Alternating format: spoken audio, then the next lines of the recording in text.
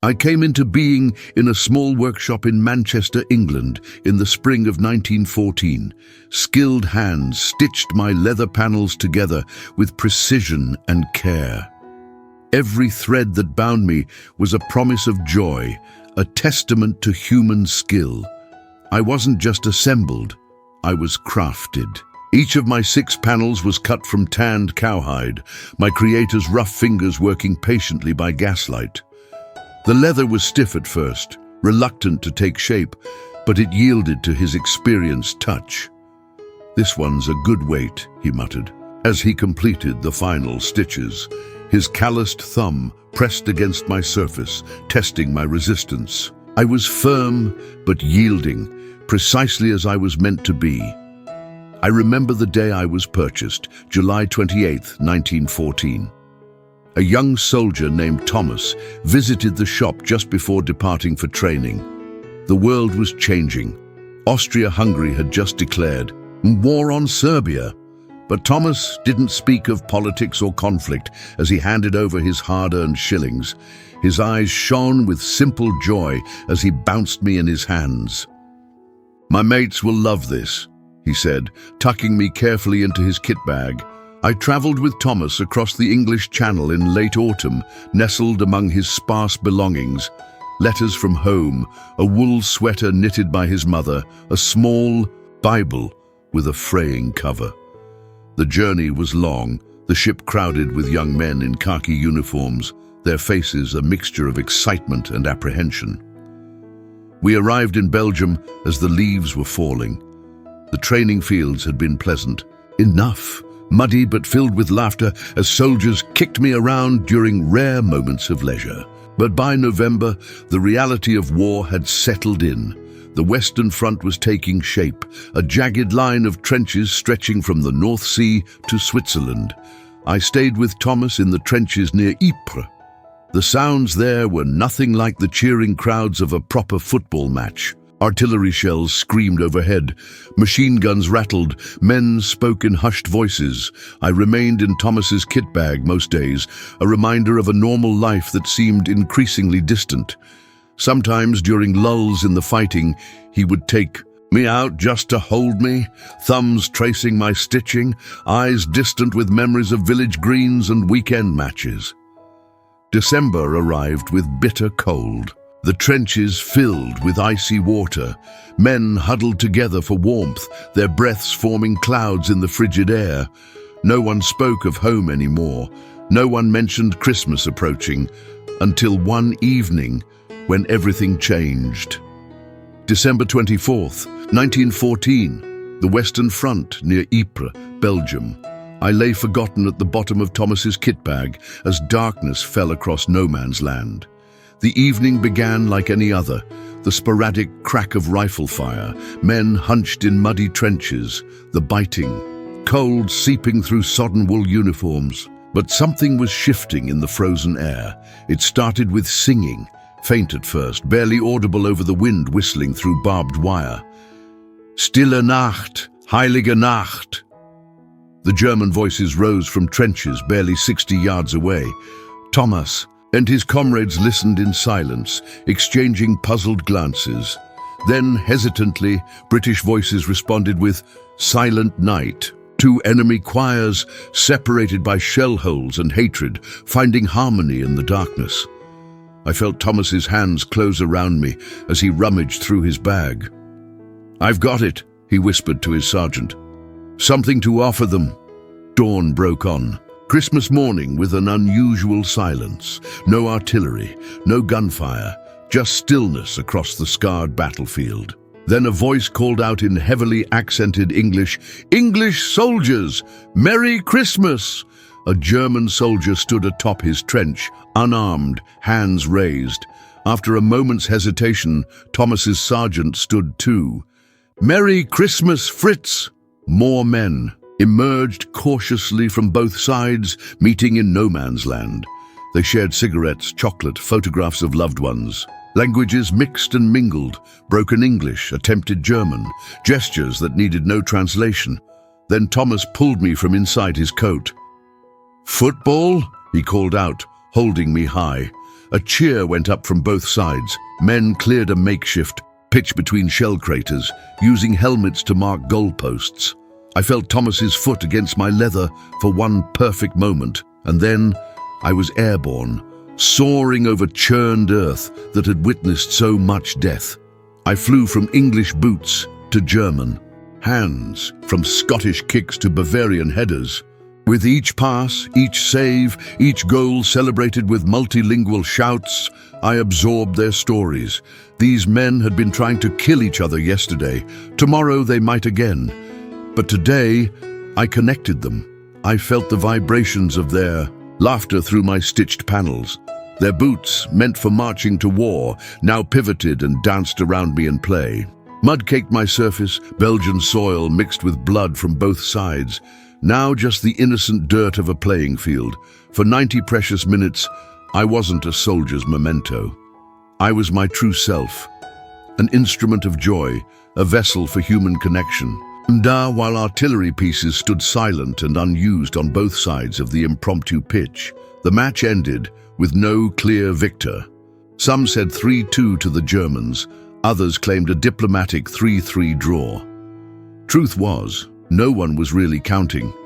As twilight approached, I found myself cradled in unfamiliar hands. A German corporal named Friedrich, who had made a particularly impressive save. He turned me over, examining my mud-caked surface. "Good English ball," he said in halting English, then looked up at Thomas. "You take back. Next Christmas we play again, in Berlin, yes, when war is finished." As he handed me back, their fingers brushed, a momentary connection between enemies. I felt the roughness of both their hands, calloused from the same war, but separated by trenches and nations and reasons none of them fully understood. Thomas nodded, his eyes bright. "Berlin or London, when it's over." Around us, other soldiers were reluctantly returning to their lines. Some exchanged addresses, promises to write when peace came.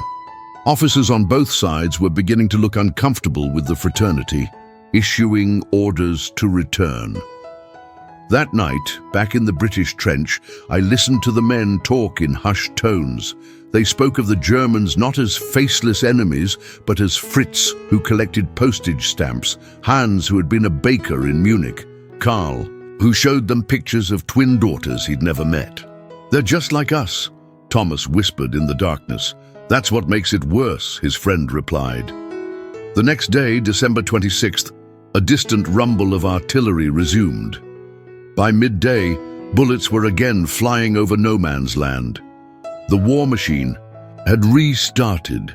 I remained in Thomas's kit bag, but he would take me out sometimes during quiet moments. My leather surface had dried, the mud cracking and flaking off, but some of it remained ground into my seams, a permanent record of that day.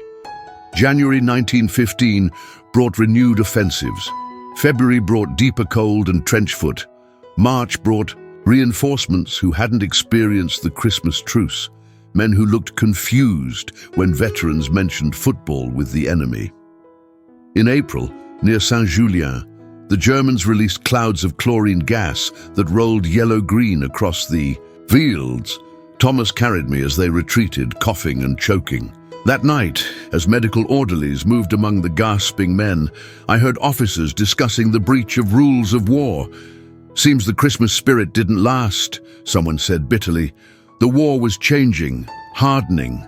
The brief moment of humanity I had witnessed was fading like a dream at dawn. But I had felt it, the essential truth beneath the uniforms. In those 90 minutes, I had been passed between supposed enemies who shared the same simple joy, the same yearning for normalcy, the same hope that somehow, someday, they might all go home. By late 1915, I had changed hands. Thomas was wounded at Loos in September and evacuated to England. Before being stretchered away, he pressed me into the hands of a young private named William. "Take care of it," he said. "It's not just any ball." William didn't understand at first. To him, I was just a battered football with dried mud caked into my seams. But older soldiers in the unit told him my story, embellished now, growing with each telling. how I had stopped a war, how I had crossed between enemy lines carrying messages of peace. I traveled on, witnessing the war's brutal evolution. Somme, Passchendaele, names that became synonymous with slaughter. The innocence of 1914 was long gone. When soldiers spoke of the Christmas truce now, younger recruits often thought it was just a legend, a comforting fairy tale. It couldn't have happened, they'd say, not in this war. But it had. I bore the evidence in my worn leather, in the German soil still embedded in my stitching. By November 1918, I was falling apart. My leather had cracked from age and exposure. Some of my stitches had given way. I was no longer fit for proper play. When the armistice was signed on November 11th, I was still at the front, clutched by a soldier as church bells rang across France. In the days that followed, as men prepared to return home, William made a decision. On a crisp morning, he walked to a small, damaged church near Mons that had somehow remained standing through 4 years of war. He placed me carefully in a wooden box alongside a handwritten account of the Christmas truce and sealed it within a wall being repaired by engineers. "Someone will find it someday," he told his comrades. "Someone should remember what happened." I remained there in darkness for decades. The world outside changed. Another war came and went. Nations redrew their boundaries. The fields where men had fought and died became farms again. The trenches filled in. Memories faded. It wasn't until 1998 that I was discovered during renovation work on the old church. Historians carefully removed me from my resting place, along with William's yellowed account.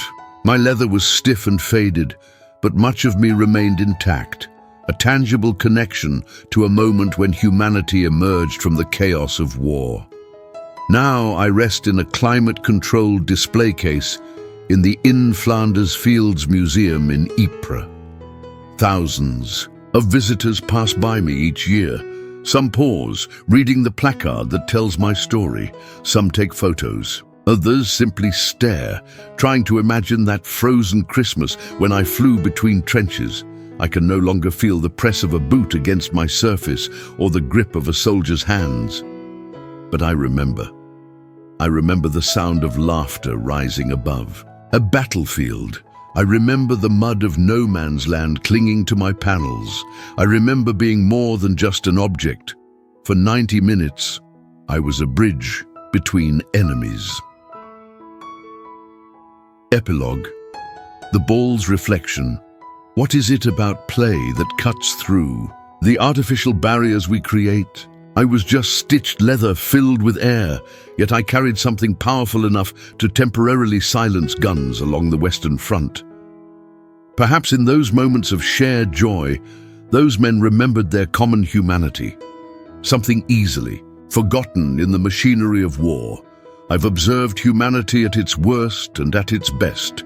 I've been held by hands that took lives and hands that saved them.